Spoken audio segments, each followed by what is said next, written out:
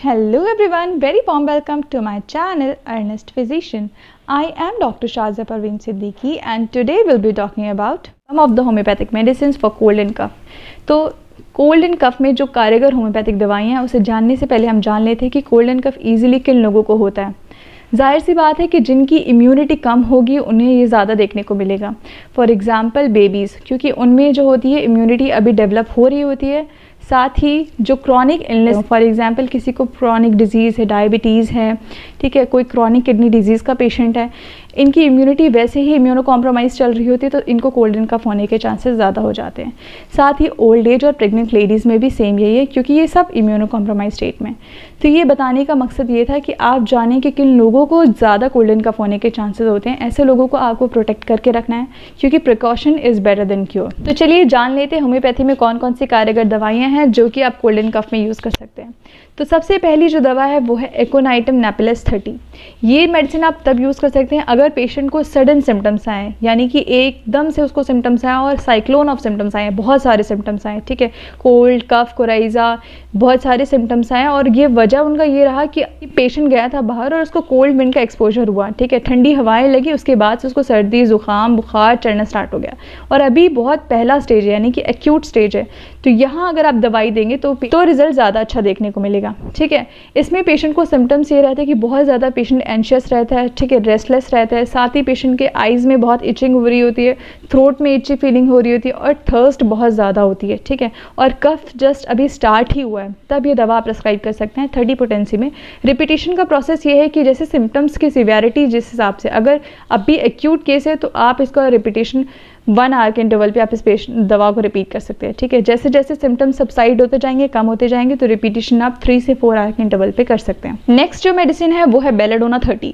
ये मेडिसिन आप तब प्रेस्क्राइब कर सकते हैं अगर पेशेंट को सडन ऑनसेट ऑफ कोल्ड हुआ है और साथ ही उसको बहुत हाई ग्रेड फीवर है, फीवर बहुत ज़्यादा है, इतना कि उसकी पूरी बॉडी से आपको हीट सेंसेशन मिल रहा है और साथ ही उसके ओवरऑल फेस पे आपको कंजेशन देखने को मिल रहा है, रेडनेस देखने को मिल रहा है, तब आप ये मेडिसिन प्रेस्क्राइब कर सकते हैं। साथ ही इसमें जो कफ का सिम्टम है वो ये है कि उसको नाइट कफ ज़्यादा देखने को मिलता है, यानी कि रात में उसकी कफ ज़्यादा बढ़ जाती है और जो थ्रोट में थोड़ी इचिंग सेंसेशन होती है और टॉन्सिलाइटिस के साथ भी इसमें सिम्टम्स देखने को मिल सकते हैं। तो आप रिपीटेशन का प्रोसेस सेम है। अगर आपको ये मेडिसिन देनी है तो अगर सिम्टम्स ज़्यादा इंटेंस हैं तो आप विदिन 1 आवर इसे रिपीट करें। जैसे जैसे इंटेंसिटी ऑफ सिम्टम्स कम होती जाएगी आप इसको 2 to 3 आवर के ड्यूरेशन पे रिपीट कर सकते हैं। नेक्स्ट जो मेडिसिन है वो है आर्सेनिक एल्बम 30। ये मेडिसिन आप पेशेंट को तब प्रेस्क्राइब कर सकते हैं अगर पेशेंट को क्रॉनिक यानी लंबे समय से उसको ज़ुकाम चला आ रहा है, ठीक है, साथ ही उसकी वाटरी नेजल डिस्चार्ज और उसके जो नाक से जो डिस्चार्ज आ रहा है वो अपर लिप यानी कि होठ के ऊपर के जो स्किन है उसको छिल दे रहा है, ठीक है, कोरोड कर दे रहा है, ठीक है। साथ ही इसका पेशेंट जो है बहुत ही ज़्यादा रेस्टलेस है, कभी इधर से उधर है, साथ ही बहुत एंशियस है, तब आप ये मेडिसिन प्रेस्क्राइब कर सकते हैं। इसमें इस मेडिसिन में पेशेंट को नाइट एग्रावेशन होता है, यानी कि इसकी कंप्लेंट्स रात में ज़्यादा बढ़ जाते हैं, तब आप आर्सेनिक को प्रेस्क्राइब कर सकते हैं। कफ का ये है कि इसमें ड्राई कफ यानी सूखी खांसी है, थ्रोट में इरिटेशन जैसा फील होता है, साथ ही पेशेंट बहुत रेस्टलेस होता है, तब आप आर्सेनिक 30 प्रेस्क्राइब कर सकते हैं। रिपीटेशन का प्रोसेस यही है कि आप इसे जो आर्सेनिक 30 पोटेंसी में आप इसे TDS यूज़ करें, यानी सुबह, दोपहर, शाम यूज़ करें। नेक्स्ट मेडिसिन है यूपिटोरियम पर्फ 30। ये मेडिसिन आप तब यूज़ कर सकते हैं अगर पेशेंट को फीवर के साथ साथ बोन पेन है, यानी कि हड्डियों में, जोड़ों में दर्द है, साथ ही इसमें ड्राई कफ है, पेशेंट को सूखी खांसी है और गले में होर्सनेस है, यानी कि गला जैसे फंस जाता है ना वैसा उसको सेंसेशन आ रहा है, ठीक है। साथ ही ऐसा लग रहा है कि गले में कुछ छिल रहा है, वैसी सेंसेशन यानी स्क्रैपिंग सेंसेशन आ रही है पेशेंट को। साथ ही पेशेंट को पेन इतना है, दर्द इतना है कि अगर वो कफ भी करता है तो अपने चेस्ट को होल्ड कर लेता है, क्योंकि उसके मोशन से भी उसको दर्द होगा, ठीक है, यानी कि मूवमेंट्स ऑफ द चेस्ट भी उसको दर्द का एहसास दिलाते हैं, तो वो अपने चेस्ट को होल्ड करके कफ करता है। और अगर ऐसे सिम्टम्स आपको देखने को मिलते हैं तो आप यूपिटोरियम पर्फ 30 ईजिली प्रिस्क्राइब कर सकते हैं। रिपीटेशन का प्रोसेस सेम है। यूपिटोरियम पर्फ 30 पोटेंसी में आप इसे सुबह, दोपहर, शाम यूज़ कर सकते हैं। नेक्स्ट मेडिसिन है एंटिम टार्ट 30।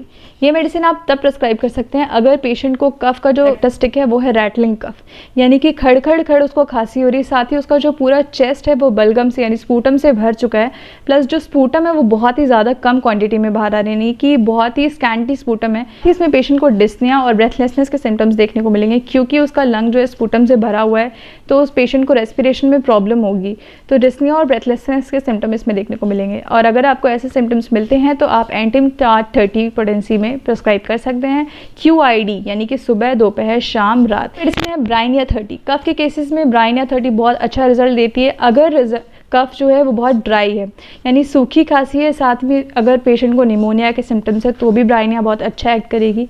साथ ही इसमें क्या होता है कि पेशेंट को कफ और ठंडा इस वजह से होता है और उसने कोई ठंडी चीज़ ले ली है, फिर कोल्ड ले लिया, फॉर एग्जांपल ठंडा गर्म हो गया, चेंज ऑफ वेदर हुआ, बाहर धूप से आया, फ़ौरन AC में आया, अब ये ठंडे गर्म टेम्परेचर चेंज होने की वजह से उसको कफ स्टार्ट हो गए, तो आप ब्राइनिया 30 प्रिस्क्राइब कर सकते हैं, ठीक है।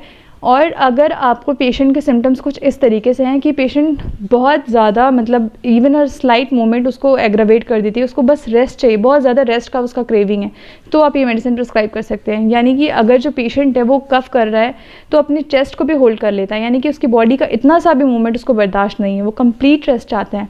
इस तरह के पेशेंट्स को आप ब्राइनिया प्रिस्क्राइब कर सकते हैं 30 पोटेंसी में। रिपीटेशन का प्रोसेस सेम है, TDS यानी कि सुबह, दोपहर, शाम। तो ये सारी दवाइयाँ थी जो कि आप कफ में यूज़ कर सकते हैं, कफ एंड कोल्ड में यूज़ कर सकते हैं, और इसके आपको बहुत बेहतरीन रिजल्ट देखने को मिलेंगे। Thanks for watching. अगर आपको ऑनलाइन कंसल्टेशन चाहिए तो आप दिए गए ऊपर व्हाट्सएप नंबर पर कॉन्टैक्ट कर सकते हैं या फिर email ID पे मेल कर सकते हैं। सिंपली आपको अपना नेम लिखना है, उसके आगे लिखना है नीड कंसल्टेशन। अगर आपको कोई भी क्वेरी है या आपको कोई भी कंप्लेन है किसी के रिगार्डिंग, आपको कुछ पूछना है, तो आप इस कमेंट सेक्शन में कमेंट कर सकते हैं। अगर आपको ये कंटेंट हेल्पफुल लगता है तो ज़्यादा से ज़्यादा लोगों को इसे शेयर करिए, और for more content subscribe my channel, like करिए, सब्सक्राइब करिए मेरे चैनल को ऐसे ही और कंटेंट्स को देखने के लिए। Stay safe and healthy.